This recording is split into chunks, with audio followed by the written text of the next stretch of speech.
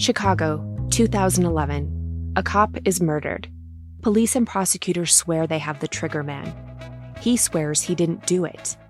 How far will each side go to prove they're right? Like it's just one bombshell after another, where you're like, what? The story of a PlayStation, a brain-eating amoeba, and the relentless pursuit of justice.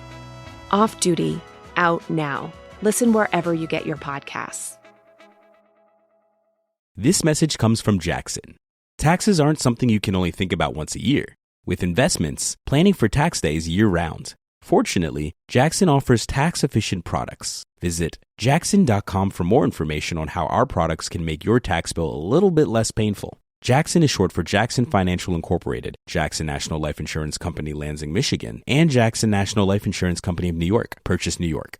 Howdy, howdy, ho, and welcome to Fantasy Fan Fellas. I'm Hayden, producer of the Fantasy Fangirls podcast and your resident lover of all things Sanderson. And I'm Steven, your bookish internet goofball, but you can call me the Smash Daddy. And we are currently deep diving Brandon Sanderson's fantasy epic, Mistborn. But here's the catch. Steven here has not read Mistborn before. That's right, hey. So each week, you'll get my unfiltered, raw reactions to every single chapter. And along the way, we'll do character deep dives, magic explainers, and Steven will even try to guess what's next. Spoiler alert, he'll be wrong. Newsflash, I'm never wrong. Episodes come out every Wednesday, and you can find Fantasy Fan Fellas wherever you get your podcasts.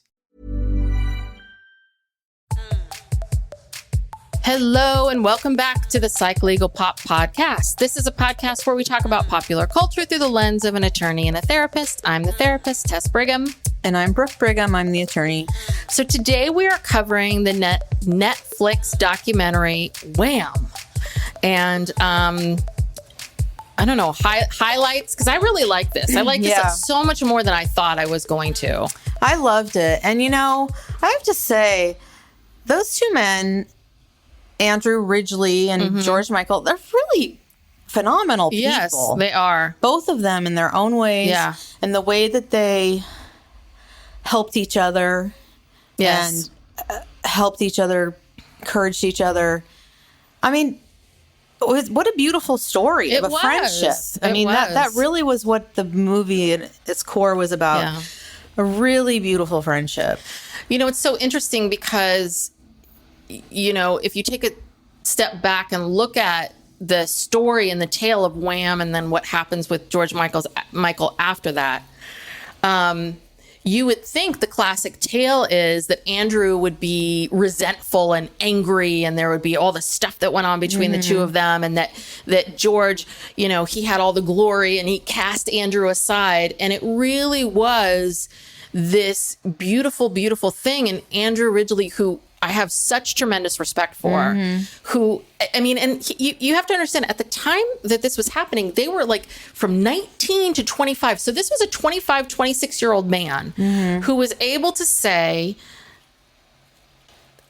this isn't my thing. This isn't about me. This isn't about me. This is not my thing. You are so much more talented than I am. You go and you flourish and I'll be here, cheering you on. And after George Michael died, they asked him, when was the last time you talked to him? They were playing Scrabble online together up until right the week before he died. Yeah. They still kept in touch. And even then, even Andrew said, I also knew that once George went to that new place that I probably wouldn't see him that much. We wouldn't hang out as much. And it was almost not this resentment or anger or anything. It was just and I recognized that. They cared and loved about each other so much that it was really about how, it was about these two boys that found each other. Yeah. And it's a really beautiful story. It really is. And they both said that they always knew that Wham was not going to last that long because it was about youth. It was about their experience of them coming up together and forming this group. And it had a shelf life. And when that shelf life was over, it was over, and there was no bitterness about it. But Andrew really he really purposefully supported George to let him know like how great he was, because George did not have great self-esteem. No. And Andrew just built him up and encouraged him so much. And the other thing that's fascinating about this documentary is that there's absolutely no narration.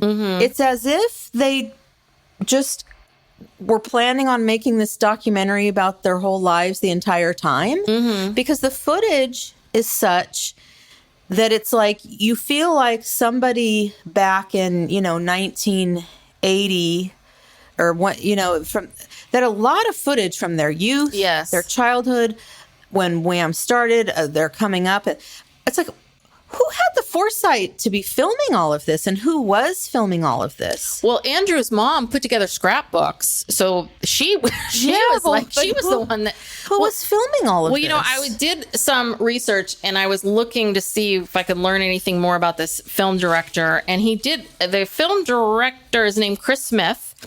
And yeah, that's what he said. He said it's very much about, the film was very much about this time of youth, that it was beautiful, but it couldn't be sustained time of their lives. And that he wanted to use all voiceover because he didn't want to show, and they did a really good job of, I believe all of the interviews with Andrew was new, but they felt it would be too jarring to like keep cutting back to Andrew talking. Right. It was the fact that they didn't want it to feel like George was missing. Like it was the story of Wham and the two of them together. Right. And they worked with the George Michael Enterprise or Foundation, whoever's left with his estate, and got a bunch of his interviews, got various interviews at various places, things that he talked about. The other thing was that, and this is why in some ways, we get Andrew now as a 60-year-old man kind of reflecting on it. But at the same time, what's so interesting is you hear when George talks about his past, he's able to reflect on it too in a very mature way. Even before, 20 years before he passed, he was able to go, my ego got in the way of this. And then I felt this, I felt that. Like this, the two of them had such maturity for two young men. Oh, yeah. There was such maturity. Yeah. So those were interviews he had done throughout his life, because there's a George voiceover as well. And that's him. It's just not obviously present day, but there was a lot of footage. Yes. I mean, they had a lot to work with. They did. And it was so well made. And I think I kind of kept expecting the Wham stuff to end, and I kept waiting for like, okay, there's going to be this George Michael solo career section. Do you know what I mean? And I was like, oh, no. No, this is about Wham. This is about Wham. Yeah. Oh, okay. It's called Wham. So I remember so clearly, well, not that clearly, but I remember so clearly being, I think I was at Dad's house, because he had cable and MTV. And I remember that Wake Me Up Before You Go. And when they played it on in the documentary, I was like, God damn, this is catchy. It's a great song. It's a great song. I'm just like, what, And I remember so distinctly watching it and thinking, like, I like the song, but these guys look different. Yeah. They were different. They were wearing this bright color, these sports. I'm sure Dad made some kind of offhand comment about, like, who are these guys? Like, why are these guys bebopping around and jumping around? Because what was interesting about them was that they were like, we wanted it to be fun. We wanted to project fun. We wanted to project silly. And that at the time before that, there was such this idea of what does it mean to be a rock star? What does it mean to do that? And they were very much like, no, we're pop. We want pop. We like We're pop. not trying to be serious. Yeah. And we're having fun. Yeah. And when George is dancing around the stage, it might look really goofy, but it was almost this thing of, what's wrong if it's goofy? Right. What's wrong if we're not cool? Being happy and having fun? Yeah. And what's funny, in my mind, all these years, I always thought, this is very like, American centric. We think everything's about us. But like, I just remember thinking that Wham, I knew they were from Britain, but somehow I thought they came to America and this was like their first album, and here they are on MTV, and we created Wham. Yes. It's like they came. We discovered them. Yes, we discovered them. They came to America and got their big start. Yeah. But no, I mean, these guys go back to like high school, junior high school. Yeah. Well, Yeah, it's also interesting too, because I think beforehand I was like, okay, Wake Me Up Before You Go. And I'm trying to think, okay, what other songs did they have? And I attributed like Careless Whisper. I didn't realize that I didn't realize that was so early. Yeah. I thought that was much later. Me too. And a lot of these songs, I'm like, Freedom. I Am Your Man, Freedom. I'm like, oh, these were all Wham songs? Like, I think because George Michael was this solo artist for so long, so much longer than he was in Wham, it really did feel like, oh, George got into this band called Wham. I always thought the story was he got into Wham, Wake Me Up Before You Go, it's big star. He's the front man. He dumps Andrew in the trash and runs off and becomes the solo artist. And that is not the story at all. It was crazy. It's a very long, long story. So they meet when George is 11 and Andrew's 12 in North London, and George is at a new school, and his name is Georgios Panayotio. I don't even know how to pronounce it. And so he's from Greece. And Andrew would call him Yog, right? Yog. That was his nickname for him. And it was the new day of school. It was the first day of school, and George shows up, and he's not George yet. He's Georgios. He's new. He's new. And the teacher says, who is going to look after this boy? And Andrew raised his hand and said, me. And that's really what started things. And they talk about that. Like, what if he had never raised his hand? Right. But you're right that George felt very awkward and unsure and kind of geeky. And Andrew was full of charisma and confidence and exuberant. And I think that it was I think it was in that moment, like picking him, that really and there would be no George Michael without Andrew Ridgeley being there to say, I see you and I think you're special. And because that's really what it was. Like he didn't feel special anywhere else, but he was the one that said, no, you're special. So they started their first band. They said they used to spend all this time together doing skits and radio plays, but they start their first band with the two of them and three other guys called The Executive. They were 16 and it was ska music. It was terrible. It ended after a year. So what happened was that they really were determined they wanted to start a band, and they were at this in 1981, they're dancing in the West End club called Beetroot, which I thought was weird, or Route. So Andrew all of a sudden starts rapping like Wham, Bam, I Am Your Man. And they say, oh, that's a really good name for a band. Wham, let's call ourselves Wham. And they talk about doing this demo tape. They produced it like in their living room. They produced a demo tape for like 20 pounds.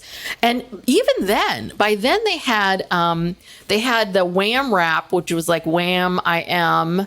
They had parts of Careless Whisper already done, and they had this Club Tropicana song. But they had like one full song, one half song, and one like idea of a song, and they put it on this demo tape.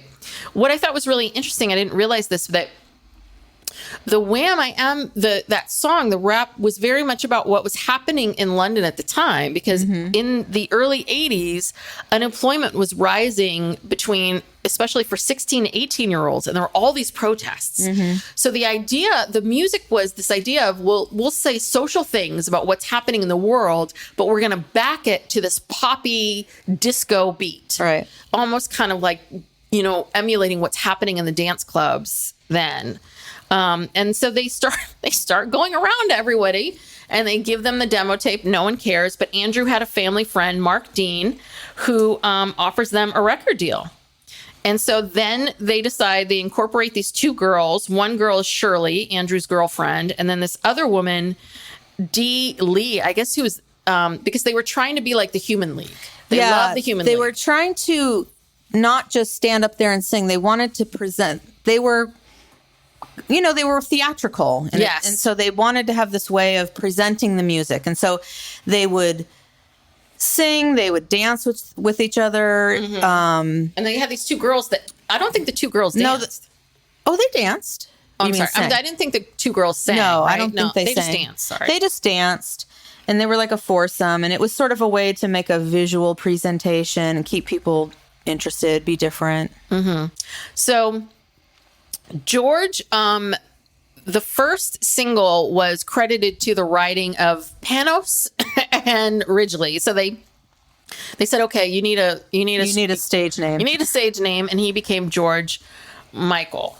And so they started out, they thought they would be a hit right away, and they didn't. Their first song didn't even make it into the top 100. So this is when they started building up this fan base. They were traveling up and down the coast of Great Britain, going to all of these small clubs. And we see all of this. This was the part that I was like, that's what I mean. How do we have all this footage? How were they filming? Did they just, everywhere they went, someone was filming them? It's not like how it is now where everyone has a camera.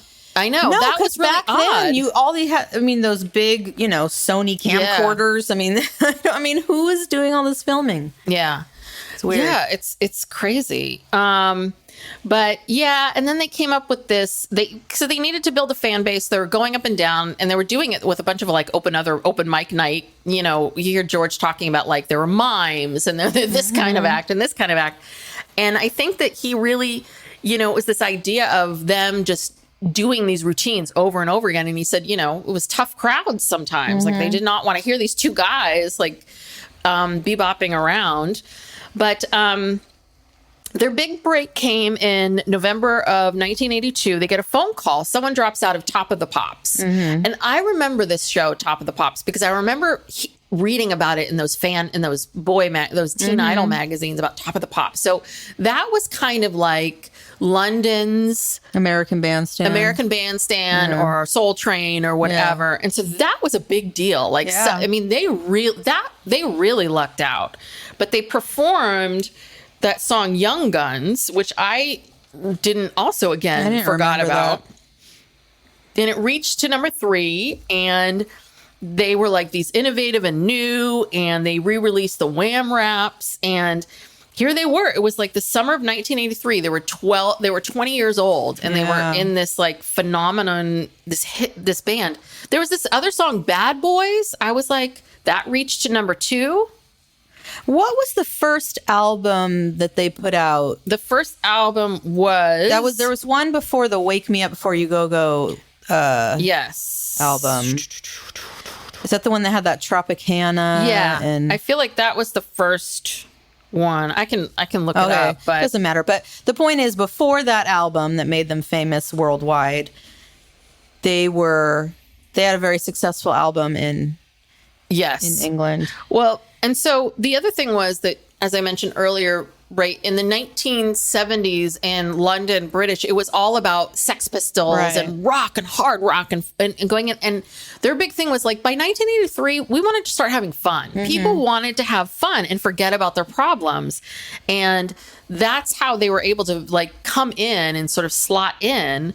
So they talk about shooting this, the video for Club Tropicana in Ibiza. And, just having a great time. But this is where, after the shoot was over, they're staying there a couple extra days. And Andrew says, well, George called me and said, can you come here and see me? And he's like, okay.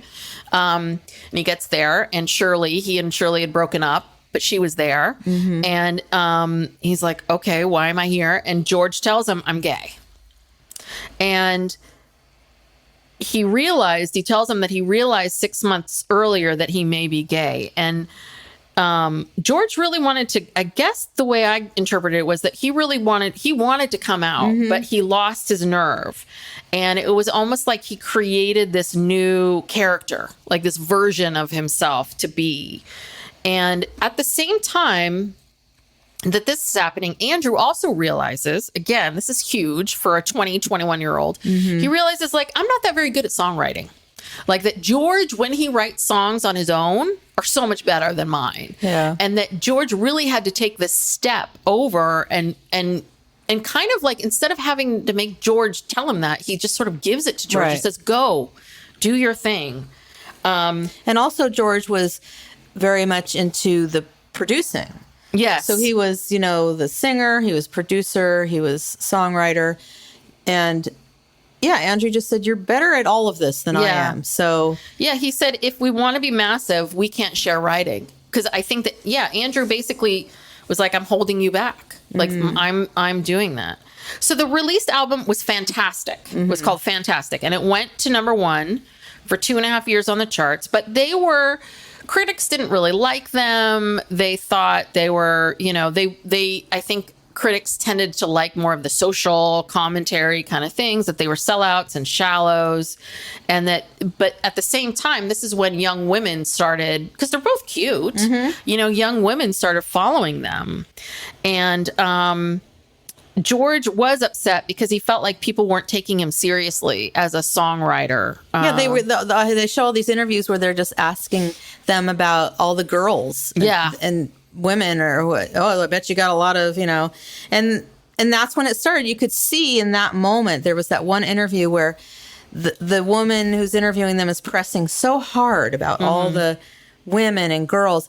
And you can see it in George's eyes and his face. He just kind of accepts it. And he's like, well, yeah, I guess this is what not only can I not come out, but if I want this dream that I have to act like I like women and be flattered and, act like I like all this attention. Because this is 1983. Yeah. The AIDS crisis was just kind of starting. And no, you could not be, that would have, the career would have been over. And it almost felt like it was this deal with the devil in a sense. Like, he wanted this big career. He had all this talent. He was such a, and when you really do look at the full body of work, you're like, God, you are a really good songwriter. You have written a lot of songs. You really do know what you're doing.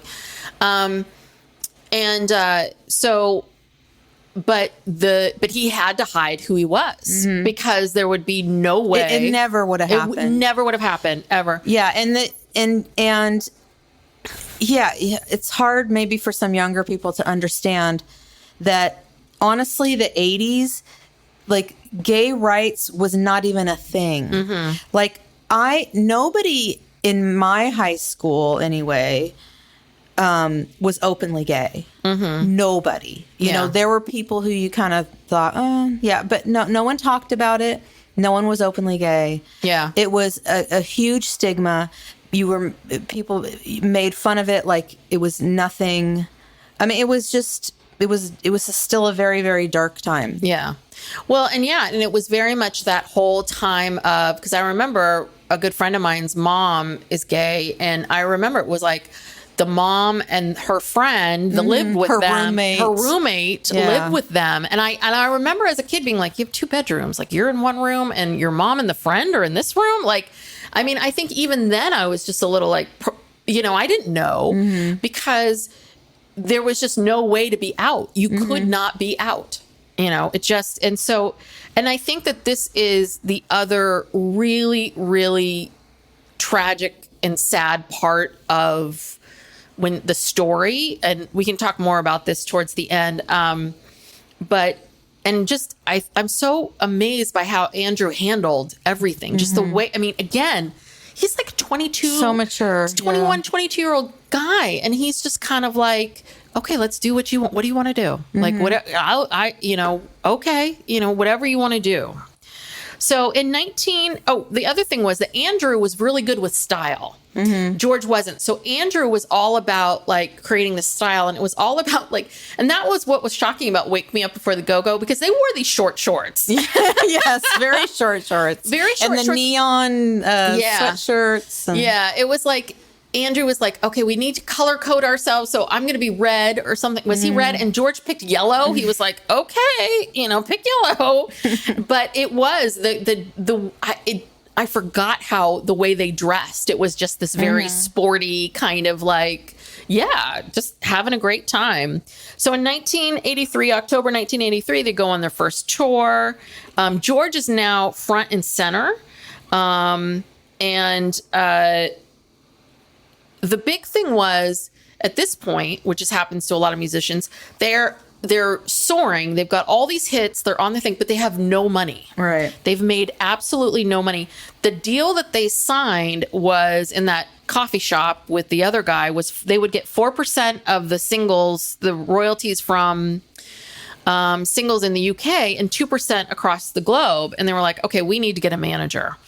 So they get a manager. They sign with this new manager, and And this is when there's this whole subsection where George goes to Alabama to record Careless Whisper with Jerry Wexler, who's this big time producer who produces Ray Charles and Aretha Franklin. But he didn't feel like it was right. He came back, played it for Andrew. Andrew's like, yeah, they really watered it down. Yeah, like, I don't like this. And so that's when George became the producer. He, you know, again, Andrew encouraging him to do it. So then the famous story is that George and Andrew are living together, and Andrew writes George this note saying, please wake me up before you go. And he's like, oh God, I did up twice. So he's like, okay, I'll just put go twice. And he left it for him, and they're like, this is a great song. This is a great title for a song. And that's where it comes out. Yeah. And they do Wake Me Up Before You Go, which really, I'm sorry, is a very infectious song. Oh, you'll never forget it. Yeah. Your entire life. So that was their first hit. It goes to number one. But the press did not respect them because of their style, because of their shorts and everything that we talked about. And, you know, George was really trying to produce, you know, trying to be a producer. And one thing that I thought was really interesting is they were talking, I think it was Andrew, or was it their manager was talking about it, like how George essentially in the beginning was just copying Andrew. Like just kind of doing what Andrew has all this confidence. He's like copying him. And I think it's Andrew who talks about this evolution of George's talent, right? Like that he was copying him, and then he eventually got all this confidence to like do it on his own and find it within himself. But it was also at this time that Andrew was realizing, like, I'm just kind of living for the moment. I'm having a good time. I'm partying. And George was much more of, I want this. Ambitious. I want to do this. Yeah.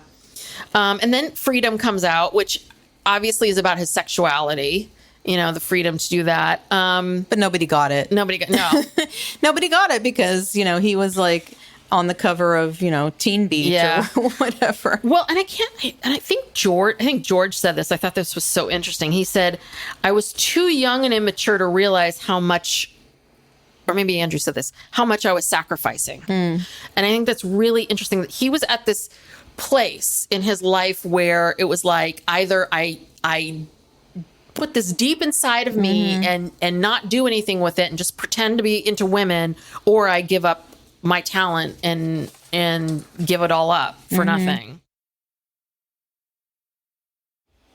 Oh, and then they go into this whole other thing. We finally meet George's father, which again, I was like, how did you get the interviews with this dad? It was like, way back then. Is it dad? Because I know George's mother passed away. I'm like, did your father pass away too? Or how did you get all this film? But the father and Andrew both say that George had a lot of pressure on him. The dad did not like the music stuff. Right. The dad wanted him to be a doctor, an accountant, and that like he like would force him to give up on the music. And George was like, oh, okay, maybe. And Andrew would be like, no, we're not we have talked about doing this band. You are doing this. This is happening.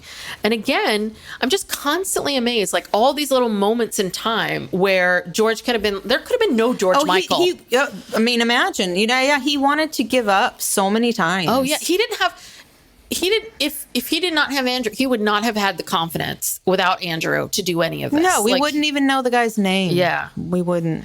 So then they come to July 1984. This is another big thing that Andrew does, which is basically he says, you know, you can release Careless Whispers, your song. You release it as George Michael for Wham or whatever. Like they needed to Wham featuring George Michael. Yeah. So they needed to keep the name Wham because not everyone knew George Michael, but he just let him have this. He was like, yeah, do it alone. Yeah, and he did that solo video, that infamous video. Oh, with the chain, He's like hanging onto a rope or something. I don't know what it is.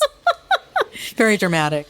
They came to the US. They had to sell themselves as sex symbols and all that stuff. So this was their Make It Big tour, was their tour in the US. And that was 1984, 1985. They're selling out arenas. Freedom went to number one. He's trying to get some affirmation for, his songwriting. And then he comes up with this idea. It's so amazing. Like Andrew talks about it. Like all of a sudden George has this idea and it pops in his head and he runs off and he writes Last Christmas. Well, yeah, because they had 3 number 1 hits and he wanted to get a 4th number 1 hit by the end of the year. So yeah, they do this kind of corny. The video was great. This kind of corny video. Yeah. In the Alps? It's they go a to the corny Swiss Alps? song. Yeah, it's in the Alps, and they get all their friends together, and they basically go up to some cabin, and they all have this big dinner, and they're actually drinking like real wine, and it's just sort of these scenes of them all talking, getting drunk, and they're playing this song, and then. This is the irony of all ironies. Yeah. Okay. So they release it like the first week of December, right in time for Christmas. And, it's doing well, climbing the charts. And then all of a sudden, Bob Geldof, God damn him, from the Boomtown Rats, gets this idea because this is when, there was a huge famine in Africa and it was all over the TV every night. We're seeing starving children in Africa and the whole world was like moved by it. And we had never seen anything like this before. We didn't know what was going on. No. We were like, wait a minute, children are starving. They have those extended stomachs. Yeah. Like, what? Huh? It was really disturbing. Yeah. And so Bob Geldof called up like everybody in England who was anybody, it was like Bono and Sting, Elton John, Bananarama. Yeah, everybody that was big at that time. Yeah, so of course they called Wham, and they recorded that song, Do They Know It's Christmas? And it was shot up to the top of the charts, which was great because all the proceeds from it went to African famine relief. But it was like, Do They Know It's Christmas is number 1 and Last Christmas is number 2. Yeah. And George is like, well, I'm not going to get that. I'm not going to get the number 1. And he was very disappointed. But you know what he did? He then pledged all the proceeds from that song forever to famine relief in Africa. So if you hear that, we're coming up on Christmas time. Yes. When you hear that, when you're in a department store. Because you will. You will hear it. Oh, and this is another PS too. But anyway, so anytime it gets played, they are still getting money. Yeah. And guess what? It did go to number 1 this year. No, in 2020. Or last year. In 2020. Or 2020. So he finally, it happened. It happened. But that was so ironic. Yeah. Well, and that's where George is talking about his ego. He's like, my ego was getting in my way. Like I had a hard time, not having those 4 number 1 hits. And because he really needed the recognition. He didn't know this. He wins an award in 1985. It's sort of the Oscars for music. Elton John presents him with an award for great songwriting. And Elton John, there's an interview with Elton John at that time saying, listen, I'm a songwriter. I know good songwriting. Yeah, like, I know he's very talented. He's very, very talented. And he's 20 what? You know, I mean, like he was like, I wish I was that talented then. Yeah. And then in April of 1985, they go to China. So at the time, no one was really traveling to China. Weren't they the first pop band or music? They were the first. Kind of... They were the first concert in mainland China ever. And that was a big deal. And they were there because they were more pop. They were more vanilla. They weren't controversial. Yeah. So they had this clean-cut, wholesome image. But what was happening is, and them going to China actually gave a lot of, it really helped them in the U.S. because the U.S. covered it so much. But what Andrew was saying was that the character that George had to present was so hard to reconcile with what he needed emotionally. Like this battle was still happening with him. And then we see Live Aid, which remember Live Aid? Oh yeah. So that was the, piggybacking off of the song. They had Bob Geldof. Geldof. He organized this huge concert that was telecast like across the world to raise more money for famine relief. And so it was a big deal. It was how many days? It was like 2 days or 3 days. I just remember, but they were, because it was in London. Was it Wembley Stadium? Yeah, and here. There were people performing here, right? In the US. I remember everybody did it. Yeah, and it was live streamed before there was a live stream. I don't know how that worked, but yeah, all over the world people saw it. It must have been on television. We didn't have streaming back then. Yeah. But yeah, it was a huge deal, and George Michael performed. Yes. Did he perform by himself? No, he performed with Elton John. Don't let the sun go down on me. Elton John invited him to be his guest and sing with him. And that was a big deal. Yeah, that was huge. So Wham in 1985 goes on this American tour. And this American tour was the turning point. George realized, I'm a massive star, but I'm gay. So I've boxed myself in. Right. Like I'm in this place now and I can't get out. And Andrew basically said, I didn't want to do it anymore. Like I didn't want to do it. He didn't want to feel this pressure to continue to do it. And the other thing was that the interesting thing was of how Andrew was portrayed in the media, because the other thing is Andrew took a lot of crap from people. They kind of called him like the lucky guy that got to ride the coattails of George Michael, not really knowing really what was going on. There would be no George Michael without him. Yeah. And, I think that probably got to him after a while as well. So they decide to break up in 1986. They have this big farewell at Wembley Stadium, huge final concert in June of 1986. And George knew that he could be a huge solo success. And they had this big thing and they broke up, and it was 4 years, and it was all very amicable. And I think they were together a total of 6 years with the music, but they knew each other by that point since they were 11 and 12. Right. So, and he knew, this is when I was talking about this in the beginning, that this was so interesting, that they were going to go their separate ways, and he knew that was going to happen, and that Wham was never going to be middle-aged. Right. That Wham was always going to be about youth, and they knew this was going to happen. And George says this. He says, now I'm on my own, and he had no idea how much he would miss Andrew's support, like how much that affected him of not having him there. So we see at the end these chyrons that, is it chiron the right word? I think so. Okay. I hear people say that. Yeah. So George Michael, as a solo artist, has sold more than 120 million records. Last Christmas went to number 1 in 2020. And then George passed away in 2016. He was 53 from heart disease on Christmas Day. Oh. Even though he loved Christmas. It was so interesting. So at the end of this, I wanted to do a little research because I was remembering all this stuff was coming back to me about that song, I Want Your Sex. Oh my God. That song, when I was in 8th grade, and those were those years where you were kind of discovering boys. Yeah. Your sexual awakening. Yes. And we would hang out, my group of friends would hang out with this group of friends, and this boy group of friends, right? We'd all hang out together. And I remember being at someone's house and putting that song coming on, and what a big deal it was. We all loved that song. And Faith, I don't know if you remember this, the album Faith, 1987, I got a CD player. Ooh. And you gave me that CD. I think it was for Christmas or my birthday or something. It's a classic. That was my my very first CD. Well, I always thought I don't know why I thought this. Okay, so during these years, this is before he fully came out. And he was still dating women. Yes. And that song, I Want Your Sex, was about a woman who he had dated. And everyone thought it was Brooke Shields. That's what I was saying. I always thought it was about Brooke Shields because at the time, I don't know if they were dating, but they were showing up at things together, and everyone was speculating. Yeah, he was a real gentleman with her.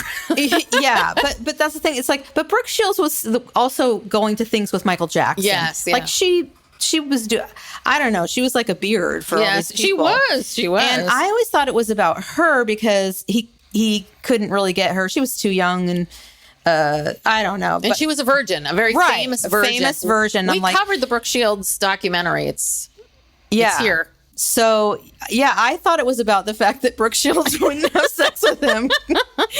And so then I was like looking at Wikipedia and I'm like, no, it's not about her at all. It's about this woman he dated. And and it was this also, he dated women sometimes. There were times when he didn't feel safe. Well, he hadn't come out yet. And he almost contracted HIV from a man that he had been seeing, but he didn't, and he got kind of spooked, and so then he said, he's like, I've always been attracted to women. I like having sex with women. I don't want to be in a relationship with a woman. Well, and that was one of the things when he came out to Andrew, he said, I'm not bisexual. I think before maybe he was saying, but I'm not bisexual, I'm gay, and I think for him, he was, which a lot of men do, and a lot of people do, is they hold on to that bisexuality label because the other one feels so definitive. I mean, Elton John told us he was a bisexual too. It took him forever to come out. Yeah, and he was very, very famous. It wasn't gonna really hurt his career. But yeah, so what George Michael ended up doing was kind of pushing the envelope and forcing. And he even said in an interview that. Okay, so here in I think it was 1998. Yeah, I wrote that down. You're talking about him getting caught. Yeah, he was in a public bathroom in Beverly Hills. Yes, I've driven by that bathroom so many times. Is there a sign there that says? But so I was in LA from 1997 to 2000, and I worked not far from that bathroom. Did you ever use the bathroom? No, but it was in a nice part of, it was in Beverly Hills. It was nice, but it was so funny because we would drive by it and that was what that bathroom was known for. So sad too, because, just how he had to be so closeted. Yeah. But yeah. I guess it was known for cruising, if gay men, if you were a man and you went into the bathroom there, it wasn't because you had to go to the bathroom. Yeah. So he was going in there looking for something and there was an undercover cop. And so he was arrested and it forced him to come out. It really did. And, I'm sure people at the time were vicious about it. I can't really remember. I mean, I think there were always these questions about his sexuality because he was that was the other thing is I'm sorry, he was very pretty. His song Freedom 90, which, and the whole reason why he didn't want to be in that video and wanted the supermodels to be in the video is because he didn't want to show his face. That I think that when he went on the solo career of that Faith album, he had a music video where it was a lot of his butt, like in jeans. That Faith song was a lot of like, baby, and it's that, and I think that he felt so trapped in this being this pretty boy idol that he was trying to move away from it. And but after, by the time 1998 had rolled around, he wasn't at the same place that he was in the 80s. Right. Do you know what I mean? He was much more he was solidified as a well-respected musician, producer, singer, whatever. But it's still I think it still hurt him. Yeah. Oh, yeah. Yeah. Well, he says this. He says, it's hard to be proud of your sexuality when it hasn't given you any joy. I thought it was so interesting. So I did I wanted to find out, what has Andrew been doing this whole time? So Andrew, shortly afterwards, he moved to Cornwall and he married from 1990 to 2017. He married Karen Woodward from Bananarama. Oh. And they lived in Cornwall. So his net worth apparently is something like $40 million. So he made $10 million royalties from Careless Whisper. Wow. Alone.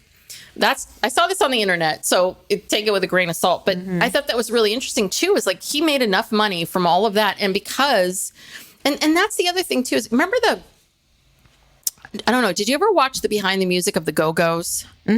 So that was a big thing with the Go-Go's because 2 of the 5 women were the songwriters. Right. And because they were the songwriters, they made so much more money than everyone else. And the other 3 women were like, we need songwriting credit too. And the other 2 the songwriters were like, no. Like Jane Weedland and the other one were like, we wrote the songs. I'm sorry, but that's just, you write a hit song. You figure it out. And I just thought that was so interesting, just how these two respected each other. Like George could have taken him off, Careless Whisper, and not given him anything. And he could have, and Andrew could have fought every last, I want to be on this song to this song. And I didn't realize until I started looking at this how incredibly generous George Michael was. That he was such a he anonymously it wasn't until after his death that people really realized how much he was donating to charity and how much he was doing. He saw a woman on TV and he anonymously donated thousands of dollars to her to get IVF treatment. And it wasn't until after she had the baby that it was revealed that he was the one that helped her. He sent her flowers and then anonymously helped her. He did free concerts for nurses, for homeless shelters, for struggling moms. I read something else where someone mentioned how everyone, his staff and everyone was so incredibly kind, which I always think that if your staff is kind, then that means your boss is kind. I mean, and Andrew too. Andrew is out there biking, doing these bike rides for charity. They both were incredibly giving people. And the last thing is that George talks about his big love was this guy, Anselmo Philippa. And they met, and then 6 months later, Anselmo was diagnosed with HIV. And there's an interview with George talking about it, sort of like, I finally find love. I finally find I'm in love and I'm feeling vulnerable and free. And then 6 months later, he's diagnosed with HIV, and then he dies shortly after that. And then his mother died. And he said that really was his worst time, where he got into a really, really dark place. And he had problems.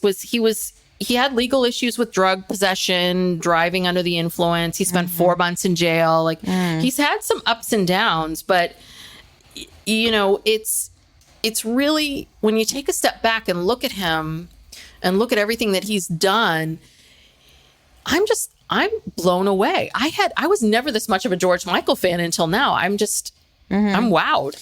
No, I mean, he and Andrew are just both the most decent people. Yeah. And that's the thing, that this business, especially when you're at that level, it's hard to be that way and to stay that way. And, I feel like they never changed their values, from when they were, kids. And I don't know what to say. It's sad. Well, it's what's so heartbreaking about it is if he was alive, if he was born today, that he would be able to be out. It would be a totally different thing. And that's hard, that's hard to think about and to recognize. I also think, there's this saying that,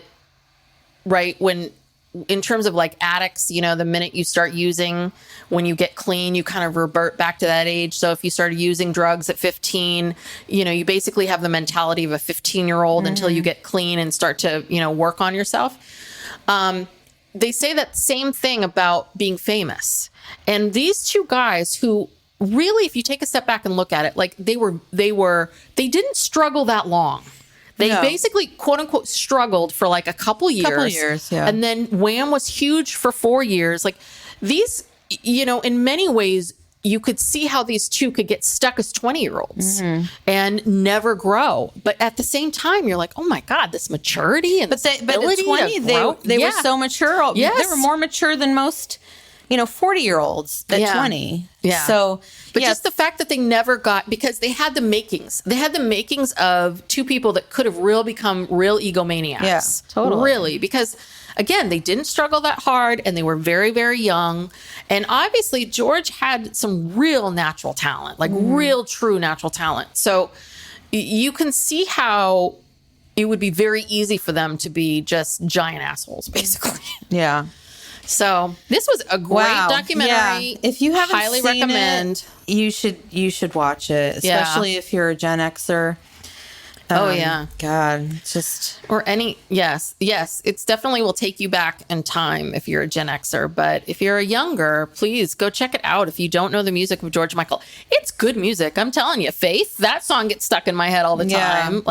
He had a lot of hits. Oh yeah, his solo stuff is is fantastic. And then even after he came through like a lot of his struggles, and he made an album not that long ago that was, it was good too. It was a little more serious about. I love that Freedom 90 song. I always love that song. That's one of my favorite songs of all time. It's a great song. And yeah, I mean, and his music. The other thing too is that if you listen to the music of Faith and some of these later songs, it's different than Wham. Like he really was able to evolve. Like he really was able to go, okay, Wham was this one thing. Like, okay, now I'm going to do this. And I think we see that a lot with artists that can't evolve. They can't, like they really don't have that much in them. They have a couple songs and that's it. But you could see how prolific and smart and talented he was. Yeah. R.I.P. George Michael. Yes, it is so sad. You're one of the good ones. And 53, he died of like heart disease, like fatty liver, but it could be attributed to alcoholism, or just drug use in general. Yeah. I mean, a lot of these. Who was it who just died from? You talking about Matthew Perry? Yeah, Matthew Perry. Years and years of Whitney Houston. She died. She had when they did her autopsy, they said her heart was just shot. And, she could have had a heart attack in the bathtub. She could have passed out in the bathtub. I don't know. But eventually she probably would have had a heart attack. Yeah. Because it just destroys your organs. And that's the other thing too with some of these people who live and die is really like when they have the heart attack, right? Because we all know of situations. I know of a story of someone who was at a baseball game, his son's baseball game, and he all of a sudden started to have a heart attack. And because one of the other dads was a doctor, it saved him. He would have been dead. He would be dead right now. Right. So I also think there's something about like when these things happen, luck of where, if because he was alone, no one was there to help him. Yeah. And that's the part that feels like such a waste of that he spent so many years feeling tortured. Yeah. And not like himself. That's painful. That statement he made about how it's hard to feel good about yourself when, every day you wake up and you're making these calculated thoughts and decisions about, well, how am I going to handle this? How am I going to maneuver this? And that's exhausting. Well, and also, right, like how do you then want to fall in love or, if this thing has made you feel like if anyone knows that I'm attracted to men, my whole life would be over and people would, ridicule me. It's really hard to want to like fall in love and, celebrate that part of who you are. Right. And you could see in the documentary how much Andrew knew that and how much he cared about him and how much he felt so awful. Oh, and, he was just inducted into the Rock and Roll Hall of Fame. Yes. And Andrew accepted it for him, right? I'm not sure because they filmed it this weekend, but it won't air for like another month or two. Okay. I thought I read something that Andrew was there and gave the speech. I'm positive he would be there. Yeah. I'm sure he did, but well deserved. Yeah. And I just love the fact that they were, playing Scrabble. Yeah. Up until a week. Yeah. Andrew says we were playing Scrabble. He just beat me. I was thinking of my plan of attack of how to beat him. And I get this news. Yeah. Whew, boy. Anyway, so thank you so much for tuning in. If you like this podcast, please give us a 5-star review, rating and review. If you have not already subscribed, please subscribe. And you can follow us on social media at Psych Legal Pop at either TikTok or Instagram. We are continuing with our Sister Wives coverage. We're doing season 18. We put those out on Tuesdays. We will continue to do these documentaries and various other things on Thursdays. We'll get back to our Sister Wives rewind just as when season 18 is over. There's just so much Cody we can handle. Anything else? No, I think that does it. Thank you so much for tuning in. We'll talk to you next time. Thank you. Bye. This message comes from Jackson. Taxes aren't something you can only think about once a year. With investments, planning for tax days year-round. Fortunately, Jackson offers tax-efficient products. Visit jackson.com for more information on how our products can make your tax bill a little bit less painful. Jackson is short for Jackson Financial Incorporated, Jackson National Life Insurance Company, Lansing, Michigan, and Jackson National Life Insurance Company of New York, Purchase, New York. Howdy, howdy, ho, and welcome to Fantasy Fan Fellas. I'm Hayden, producer of the Fantasy Fangirls podcast and your resident lover of all things Sanderson. And I'm Steven, your bookish internet goofball, but you can call me the Smash Daddy. And we are currently deep diving Brandon Sanderson's fantasy epic, Mistborn. But here's the catch. Steven here has not read Mistborn before. That's right, hey. So each week, you'll get my unfiltered, raw reactions to every single chapter. And along the way, we'll do character deep dives, magic explainers, and Steven will even try to guess what's next. Spoiler alert, he'll be wrong. Newsflash, I'm never wrong. Episodes come out every Wednesday, and you can find Fantasy Fan Fellas wherever you get your podcasts.